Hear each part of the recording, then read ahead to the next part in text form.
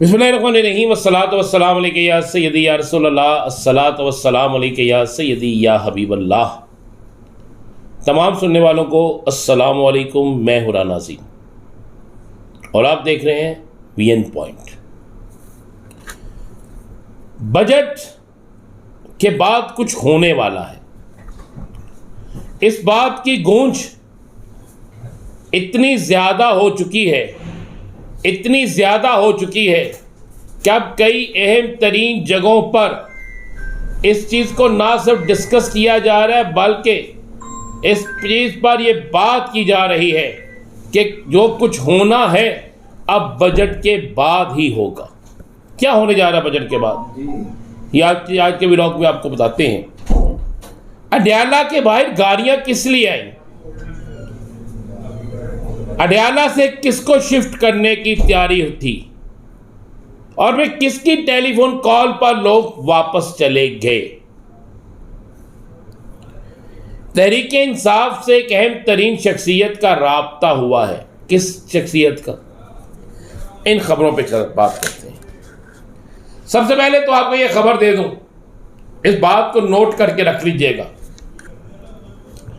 कि इस्लामाबाद के अंदर अहम तरीन जगहों पर यह फैसला हुआ है, बल्कि ये डिस्कस हुआ है। इस फैसले पर डिस्कस की गई है कि बजट के बाद बड़ी सियासी तब्दीली होगी।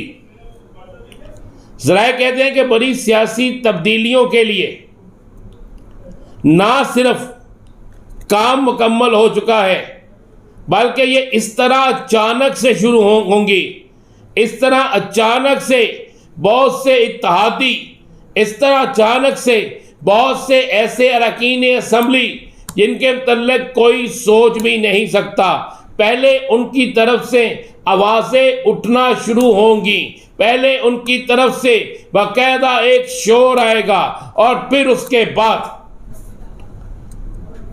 बड़ी तब्दीलियों का फैसला हो जाएगा। इन बड़ी सियासी तब्दीलियों के हवाले से ज़राए का कहना है कि यह सब कुछ इसलिए हो रहा है कि अवामी रद्द अमल को बेहतर बनाने और अवामी रद्द अमल को कायम रखने और मुल्क के अंदर सियासी इस्तेहकाम को मजबूत करने के लिए कुछ ऐसा किया जाएगा कि इंतकामी कार्रवाई किसी एक सियासी जमात के ख़िलाफ़ नज़र नहीं आएगी। बल्कि मैं आपको ये ख़बर दे दूं कि जो फैसल वाडा साहब ने एक बात की है कि लोग किसी और तरफ देखकर ये बात कहते हैं कि हम मजबूर हैं, फैसला वहाँ से होगा, वो बिल्कुल न्यूट्रल हैं जो फैसल वाडा ने कहा।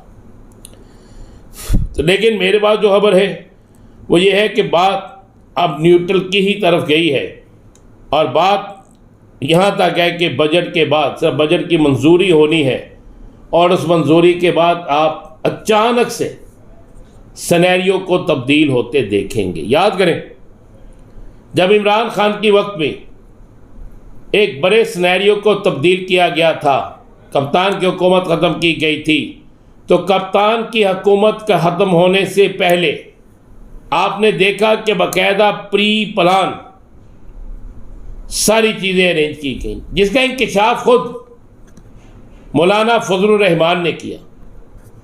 अब भी आने वाले दिनों में बजट मंजूर हो लेने दें, फिर अचानक से आपको ऐसा सब कुछ होता नज़र आएगा जिसके हवाले से ना किसी ने तसव्वुर किया था और ना कोई सोच सकता है। ये चीज़ें फाइनल हैं, वक्त के साथ आपको ये चीज़ें नज़र आ जाएंगी।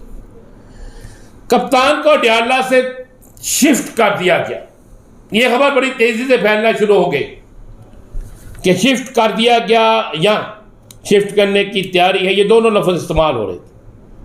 जब तस्दीक की गई तो पता चला वाकई अडयाला के बाहर कुछ गाड़ियाँ पहुँची हैं और कुछ सरकारी अफसरान जिनका तल्लुक एक मारूफ सूबे से है वो भी पहुंचे हैं और कहा जा रहा था कि कप्तान को यहाँ से शिफ्ट किया जाएगा और उसके बाद कई रोज़ तक ये नहीं बताया जाएगा कि इमरान खान किस जगह शिफ्ट हो चुके हैं, किस जेल में या किस हिरासत में। ज़राए कहते हैं कि इस हवाले से जब ये बात निकलती है तो कप्तान की टीम भी एक्टिव हो जाती है और अडयाला के बाहर जो गाड़ियां कप्तान को शिफ्ट करने के लिए जाती हैं, उनके साथ जो अफसर गया होता है, बड़ा मारूफ अफसर है, उस अफसर को बड़ी सख्त तरीन शटअप कॉल आती है और यह शटअप कॉल एक अहम तरीन जुम्मेदार की तरफ से आती है और उसे कहा जाता है कि तुम ये हरकत किसके कहने पर कर रहे हो। वो एक शख्सियत का, बड़ी शख्सियत का नाम लेता है, जी मुझे वहाँ से हुक्म मिला है।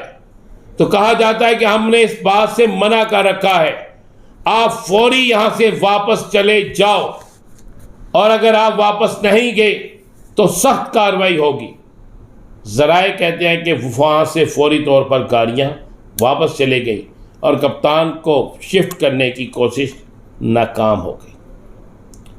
ज़राए ये भी बात कह रहे हैं कि जिस शख्सियत का नाम लिया गया उस शख्सियत को भी सख्त तरीन तरीके से ये पैगाम दिया गया कि ऐसा करने से मुल्क के अंदर हालात काबू से बाहर हो जाएंगे और आपका ये करना, आपका ये सारा कुछ करना जो है ये हम सब के लिए प्रॉब्लम पैदा करेगा और अगर आपने अब ऐसी हरकत की तो इस पर आपको माफ़ी नहीं मिलेगी। ये लफ्ज़ इस्तेमाल किया गया। चूँकि टीवी पर जो आप देखते हैं वो बिल्कुल हटके है और जो टीवी से हटके है वो हम आपको खबर देते हैं। अब मेरे पास ये भी खबर है कि तहरीक इंसाफ की एक अहम तरीन शख्सियत को फ़ोन आया है और ये अहम तरीन शख्सियत लाहौर में है। लाहौर में मौजूद इस अहम तरीन शख्सियत को,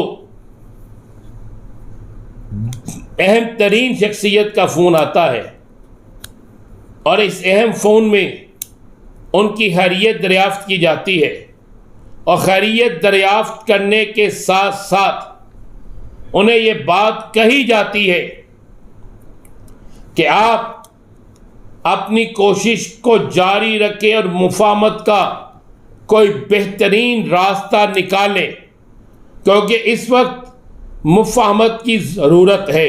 ज़राए कहते हैं कि वो शख्सियत कहती है कि मेरे चेयरमैन की तरफ से तो वाज़े तौर पर यह बात कह दी गई है कि आप मुफाहमत करें, मुफाहमत का रास्ता खोला है उन्होंने, लेकिन अभी तक दूसरी तरफ से कोई जवाब नहीं।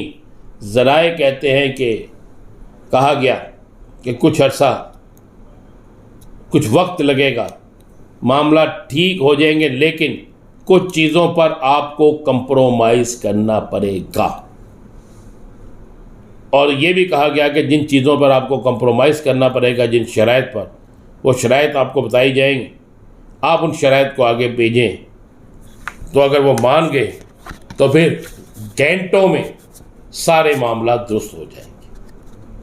आप मेरा इशारा समझ गए होंगे कि लाहौर में कौन सी शख्सियत है। आगे क्या होगा बताएंगे आपको। अपने व्लॉग में इजाज़त दीजिए। अल्लाह हाफ़िज़।